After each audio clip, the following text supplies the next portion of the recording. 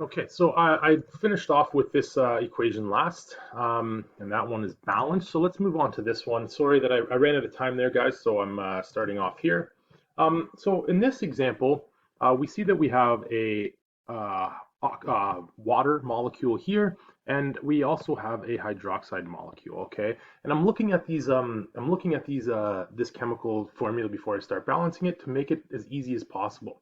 And in this example, again, we see a water molecule right here, as well as a hydroxide molecule. And because of this, I like to rewrite, and what you should do is rewrite your water, H2O, to be an HOH. So you have a hydrogen plus a hydroxide. So a hydrogen plus a hydroxide. Okay, this makes it a lot easier to balance once you, this is not an I, this is a, yeah, that's a bracket. Okay, and treat it as though it is a hydrogen plus a hydroxide ion. Okay, so I'm going to go my reactants and my products on this side, draw my line down the middle here. Okay, now I have my sodium. I'm going to look at start off with sodium. Sodium, I have one on this side. There's no subscript there, so I have one on that side. Beautiful. I am then going to jump into my hydrogen. Okay, hydrogen, I have two on this side, or sorry, I have one on this side, right? I'm not looking at this anymore. I'm looking at this. I have one on this side, and I have two on this side. Okay, cool. Now all I need to do is multiply to balance hydrogen. I need to multiply this hydrogen by 2. And what do I do to this one? Okay, I multiply that by 2, and now I have 2 hydrogen. My hydrogens are balanced. Awesome. But because I multiplied this hydrogen by 2, and this is one single compound, okay, I need to actually multiply my OH by 2. So on this particular side, I have 2 OHs, and on this side, I only have one OH. Okay, how do I get this OH to be 2? So I'm going to multiply this OH by 2 with a coefficient of 2, and I'm left with 2 OHs here. But because this multiplied here and it's in front of the sodium hydroxide, I need to,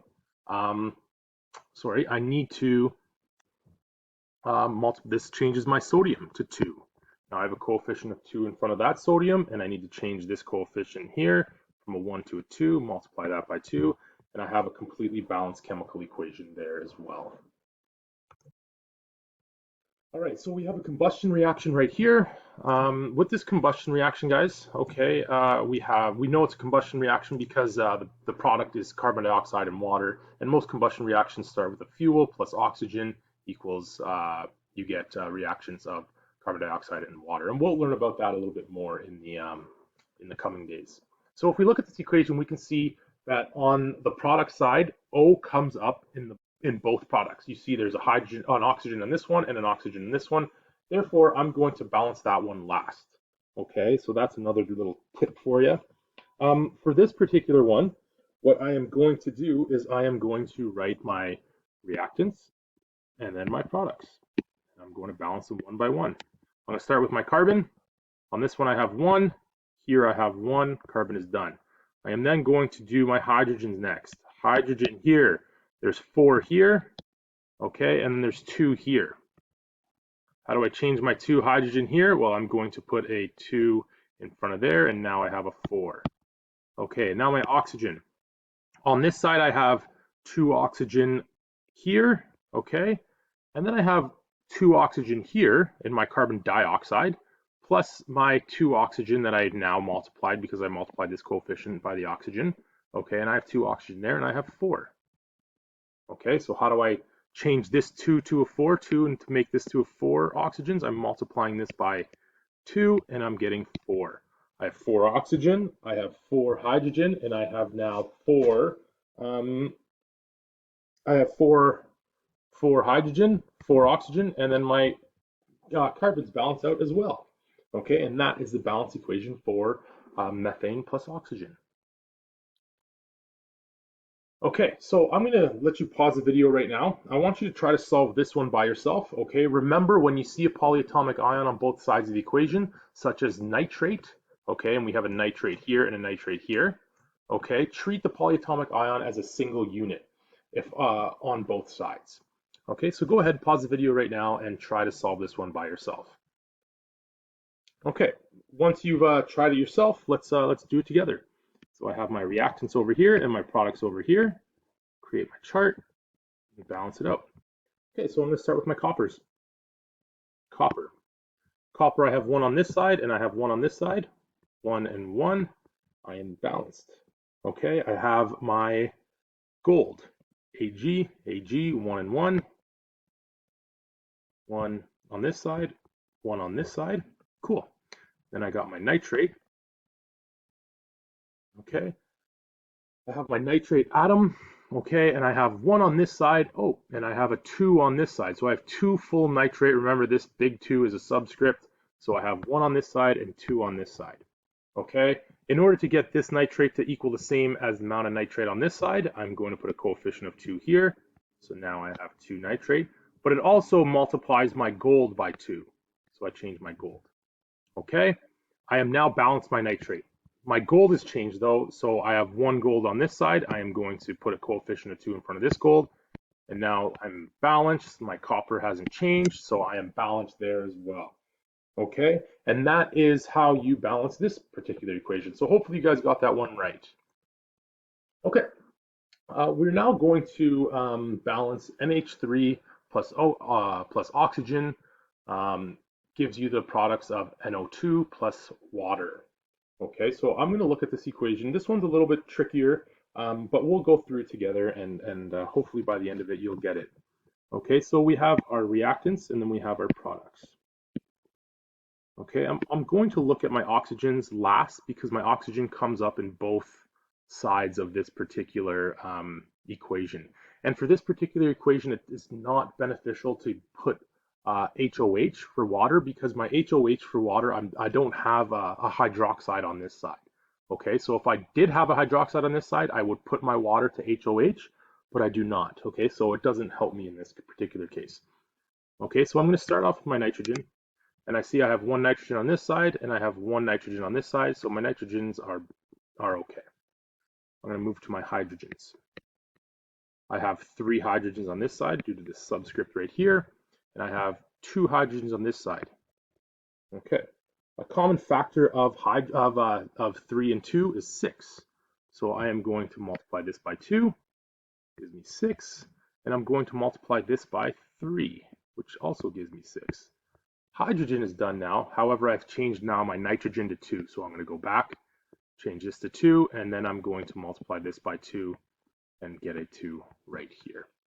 Okay, so now, now that is all pretty much set up, and I'm going to go to my oxygens. So oxygens, on this side, I have 2 oxygens on this side. And then on this side, I have 4 right here, and I have 3 right here. So I have 4 plus 3, which is 7. Okay, and 7 is a tricky number to get into. And how do I get a whole number of 7? You know, I can't just multiply this by 14 because this is a you know, I can't just find a common factor between 2 and 7 because this right here, oxygen compound is O2, right? So if I multiply this by, it's just going to make this a complete mess.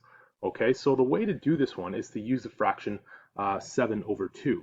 Okay, so what I'm doing is I'm taking the number of, you know, I'm taking the number of oxygen atoms on this side of the equation, on my product side of the equation, and putting it over 2. Okay, if you multiply 7 over 2 by 2, okay, the 2's cancel out, and I'm left with 7. And so this is actually a completely balanced equation. Now, when you move into grade 11, what you really want to do when you have a fraction like this, okay, is you're going to want to multiply this whole thing by 2. Okay, and multiplying every coefficient by 2 will actually leave you with 4. I'm going to write this out over here. 4 NH3 plus 7 O2. Sorry guys, I'm going to have to go down here now. Equals 4 NO2 plus 6 H2Os. Okay, so there are certain circumstances, and because this oxygen is by itself, I can do this fraction. Okay, because that oxygen is by itself, I can do this fraction and it works. Okay, there's another lovely video that I posted to the remote to the unit outline that you should take a look at. Okay, watch the first 5 minutes. This girl also explains it maybe a little bit differently than I explained it to maybe help you understand it a little bit better. Okay, so take a look at that video. It's in the unit plan, so take a look at that. And that is the fraction. Okay, usually you do this when there's a combustion reaction. Okay, and when oxygen is by itself. Okay, and you get an odd amount of oxygen. If this was 10, it'd be really easy because you just multiply that by 5. Okay, similar to what we looked at in this particular one, right? We had 4 on this side, and 4 is an even number. Okay, but because we have 7 here, 7 is an odd number, it makes it difficult to turn this without affecting pretty much everything in this particular equation. So take a look at that video. She explains it a little bit differently, but somewhat the same as me, and it might help you out a little bit more. But again, because you had a 7, turning 2 into 7 is quite difficult, and you can't just multiply this by 14, even though that is a common factor of 2 and 7, as it will mess up a lot of this component here. So the easiest way to do it is to multiply it by a fraction of 7 over 2. Your 2 then cancel out, and you're left with 7, okay, and you're good to go. You then multiply because you can't have a fraction in your balance equation. You need to multiply this whole thing by 2, okay, to cancel out the 2's so that you therefore get a full equation, fully balanced equation. Okay, so take a look at that other one. Let's move on to a couple more before we stop. I want you to take a look at this one and try to balance it yourself. Pause the video, and then we'll take it up. Okay, so now that you've paused the video, let's take this up. So we have our reactants, we have our products. We're going to put a line down the middle. I don't know why I do that, I just like it. Okay, I'm going to start with my aluminum. Aluminum, I have 1 on this side, and I have 1 on this side. Beautiful. I then have my chlorine. I have 3 on this side. How many chlorine on this side? I have 1 on this side. Okay, so I'm going to multiply this sodium chloride by 3, giving me a balanced amount of chlorine. Okay, I have sodium on this side, okay, and I have 1 sodium. There's no subscript there, but on this side, I've now multiplied this whole thing by 3, right, to get 3 chlorine, so I have 3 sodium on this side. Okay, I'm going to multiply this side by 3. That's going to change this coefficient from 1 to a 3, and now I have 3 sodium here. As you can see, I'm left with my hydroxide and a hydroxide ion on this side. Okay, like I said before, when you have polyatomic ions, you keep them together to make 1 atom, and my OH, okay, I have 3 on my reactant side, and I have OH3. Oh, look at that. Beautiful. No extra work to really do there.